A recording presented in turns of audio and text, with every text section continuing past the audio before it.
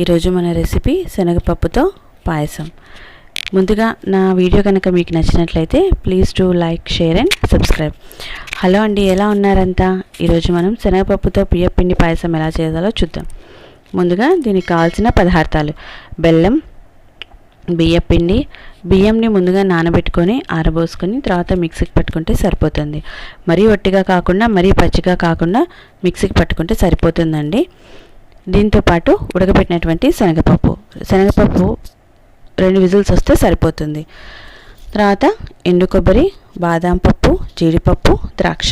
ఇప్పుడు తయారీ విధానం ఏంటో చూద్దాం. ముందుగా స్టవ్ వెలిగించుకొని ఒక మందపాటి పాత్రను పెట్టుకొని అందులో బెల్లము తగు మోతాదులో నీళ్లు వేసి బాగా కరగబెట్టుకోవాలి. బెల్లం బాగా కరిగిపోయింది అని తెలుసుకున్నాక అందులో బియ్యపిండి వేసుకొని కలబెట్టుకోవాలి.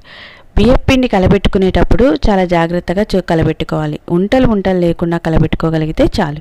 ఇది కొంచెం కష్టమే, కానీ అంత కష్టమేమీ కాదు. బియ్యపిండి ఉంటలు లేకుండా కలబెట్టుకున్నాక ఇందులో ఉడకబెట్టినటువంటి శనగపప్పును వేసుకొని కలుపుకోవాలి. ఈ శనగపప్పులో నీళ్ళున్నా కొద్దిగా వాటర్ ఉన్నా పర్వాలేదు, సరిపోతుంది. మరీ ఎక్కువగా ఉంటే వార్ చేసుకోండి. ఇది ఒక 5 నిమిషాల పాటు ఉడకబెట్టుకుంటే సరిపోతుంది. ఈలోపు పక్కనే ఇంకో గిన్నె పెట్టుకొని అందులో నెయ్యి వేసుకొని కరిగించుకోవాలి. ఈ నెయ్యి కరిగేలోపు ఇక్కడ పాయసం మనకు ఉడికిపోతూ ఉంటుంది. ఎక్కువ టైం పట్టదండి, ఎందుకంటే ముందుగానే అన్నీ ఉడకబెట్టుకున్నవే కాబట్టి చాలా తక్కువ టైం పడుతుంది. చాలా తొందరగా అయిపోతుంది రెసిపీ. సో ఇక్కడ నెయ్యి వేగిపోయింది. వేగిపోయాక మనం ఏం చేస్తున్నాం, డ్రై ఫ్రూట్స్ అన్నీ వేసుకున్నాం. ఈ డ్రై ఫ్రూట్స్ బాగా వేయించుకోవాలి, మంచి సువాసన కూడా వస్తుంది. మరి ఈ డ్రై ఫ్రూట్స్ బాగా వేగాక మనం దీన్ని పాయసంలో కలుపుకుంటే అయిపోతుంది. సో ఈ డ్రై ఫ్రూట్స్ వేగిపోతూ ఉన్నాయి. ఇది అమ్మవారికి ఎంతో ప్రీతికరమైనటువంటి బెల్లం బియ్యపిండి పాయసం అండి.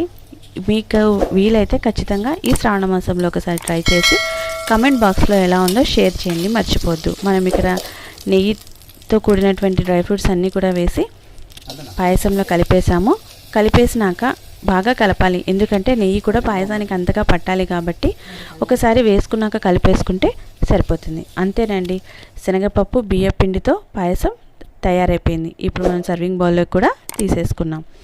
నా వీడియో కనుక మీకు నచ్చినట్లయితే please do like, share and